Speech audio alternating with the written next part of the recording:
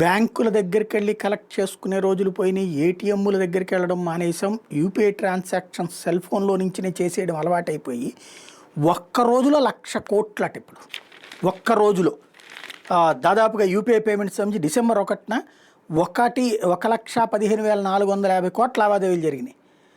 ఇదే నెలలో ఒక్క డిసెంబర్ 1వ తారీఖునే. ఇదే నెలలో 8 రోజులకి 1,00,000 కోట్లు దాటేసినాయి. గ్రాసరీసు, సూపర్ మార్కెట్లో ఎక్కువగా వినియోగిస్తున్నారు.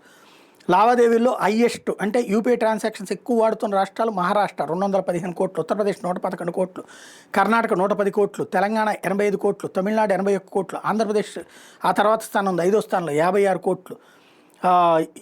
ఒకళ్ళ నుంచి ఒకళ్ళకి వ్యక్తులు డబ్బులు ట్రాన్స్ఫర్లు 762 కోట్లు జరిగినాయి. ఇదే 762 ట్రాన్సాక్షన్ జరిగినాయి. 762 కోట్ల ట్రాన్సాక్షన్స్.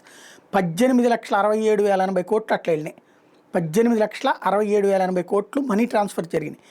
అలాగే మనుషుల నుంచి అంటే వ్యక్తుల నుంచి వ్యాపారస్తులకి అంటే ఏదైనా కొన్నప్పుడు 1,284 కోట్ల లావాదేవీలు జరిగినాయి. 7,64,552 కోట్ల రూపాయలు అట్లా ట్రాన్స్ఫర్ అయినాయి. ఓవరాల్గా చూస్తే ఫోన్పే నుంచి తక్కువే ఉంది.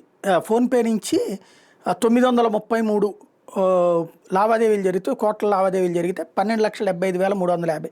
దాని తర్వాత స్థానం గూగుల్ పే 702 కోట్ల లావాదేవీలకి 9,05,934 కోట్లు. దాని తర్వాత స్థానం పేటిఎం 154 కోట్ల లావాదేవీలు జరిపింది 1,64,155. ఇది 3వ స్థానంలో ఉందన్నమాట. నవి 60 కోట్ల లావాదేవీలు జరిగిన 32,290 కోట్ల రూపాయలు ట్రాన్సాక్షన్స్ అయినాయి.